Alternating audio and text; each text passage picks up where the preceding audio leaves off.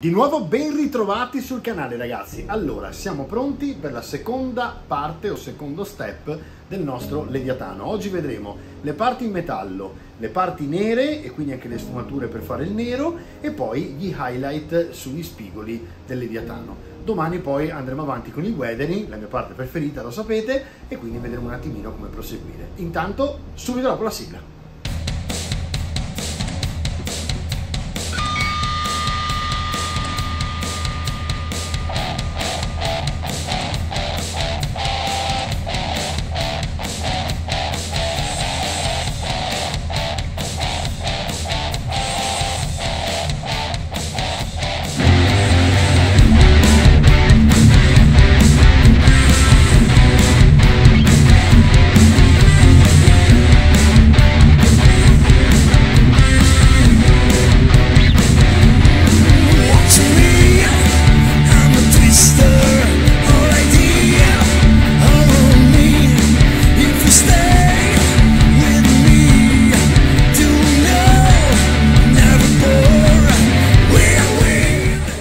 Proseguiamo con il nostro Leviatano. Allora, partiamo dalla parte più semplice che è la stesura del nero. Occhio solo che è un contrast, quindi per andare più rapidi useremo appunto un colore liquido e quindi insomma fate attenzione a non sbordare troppo. Userò un pennello un po' diverso dal solito, un base della Citadel. Voglio vedere come se la cava questa punta semi-triangolare, diciamo, con i contrast. È un sintetico, vi ricordo, e questo aiuta tantissimo perché, come sapete, la martora viene abbastanza rovinata dai contrast. Vediamo un attimino come si comporta, cerchiamo di non sporcare comunque il collo del pennello così non si allarga e iniziamo a stendere il nostro Black Legion. Allora, vedete che non c'è nessun problema a coprire, prende poco colore in questo caso. Vediamo un po' di dargliene un po' di più qui, ok, e andiamo avanti. Adesso ragazzi, qui mi sa che è un time lapse, ve lo sparo perché altrimenti vi annoiate come dei pazzi. La cosa che ci interessa è mettere il nero su tutte le parti che vogliamo siano interessate appunto da questo colore. Andiamo avanti fino a quando non siamo completamente soddisfatti e ci vediamo subito dopo la fine del timelapse.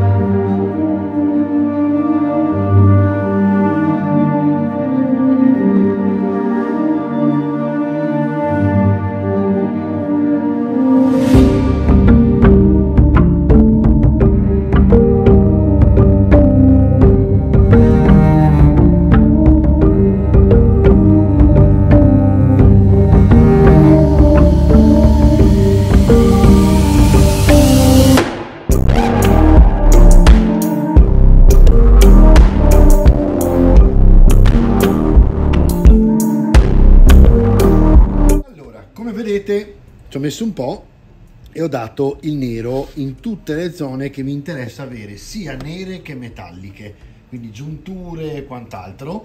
Ovviamente poi alcune zone è come aver dato un primer nero, perché dopo ci darò sopra il metallo e non si vedrà più il nero, come gli artigli, diciamo i due artigli, piuttosto che queste zone qui che sono tutte metalliche, poi arrugginite, eccetera eccetera. E le ginocchiere rimarranno nere, i gomiti rimarranno neri, magari potrei lasciare più o meno nere anche le due parti dietro e le spalle, e magari fare solamente questi punti qui un po' diversi, eccetera eccetera. Comunque sto andando un po' a sentimento, in base anche all'araldica degli Imperial Fist, ma comunque come mi piace vederlo. Adesso bisogna praticamente fare tutta quella parte di highlight che risaltano e fanno risaltare gli spigoli gialli nel frattempo che il nero si asciuga per bene. Una volta che sarà asciutto proseguiremo col metallo. Allora, per gli highlight sto utilizzando un colore da aerografo, un Air, perché è già molto acquoso. Ovviamente se non ce l'avete prendete un giallo caldo chiaro che si possa diluire molto con il medium o con l'acqua stessa, per darvi un po' una consistenza quasi di quella di un Air, cioè che sia molto bagnato. E guardate, avevo fatto una prova qui, vedete, se vado con lo spigolo viene proprio fuori un bellissimo contrasto.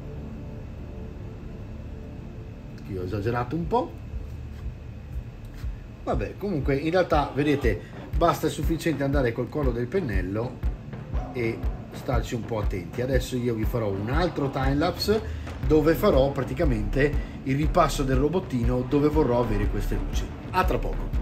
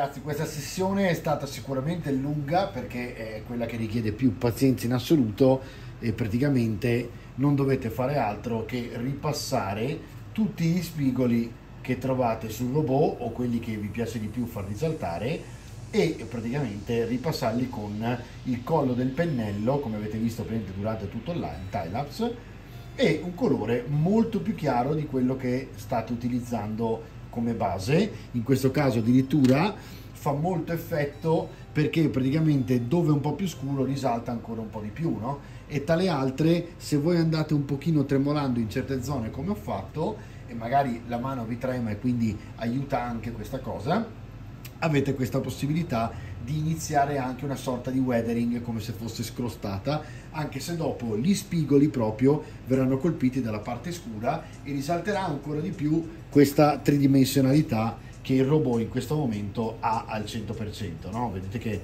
è diventato veramente sfumato e soprattutto molto tridimensionale perché risaltano tutti quanti i bordi. Ok ragazzi, allora direi che per oggi in realtà potremmo fermarci qua. Domani facciamo il nero e i metalli e tentiamo di capire come si gestisce il nero volendo fare qualcosa di diverso, perché ho in mente di fare una sfumatura sul nero dal violaceo bluastro che andrà agli spigoli a essere un po' più chiara, quindi risalterà quando gli spigoli del giallo, per accendere un pochino il nero, ma farlo restare un nero insomma importante e quindi dare anche un unico tono di colore freddo in una miniatura che sostanzialmente sarà tutta colori caldi, perché poi la ruggine sarà arancione eccetera eccetera, quindi verrà molto bella a livello di colpo d'occhio. Un trick è sempre andare sui colori opposti, quindi un colore caldo se usate tutti i freddi, un freddo se usate tutti i caldi, uno solo, non dovete andare oltre uno solo, in modo tale che si noti e non stoni con tutto il resto della miniatura. Recap.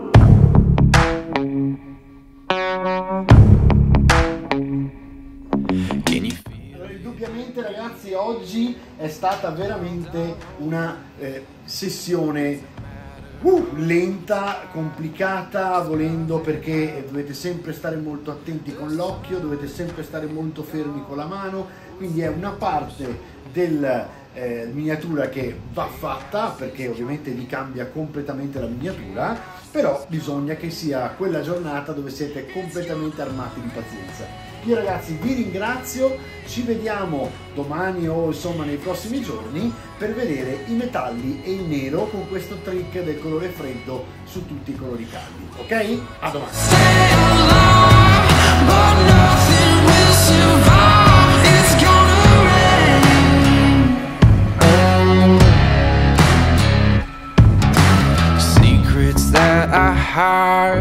Won't wash away my sins. All things have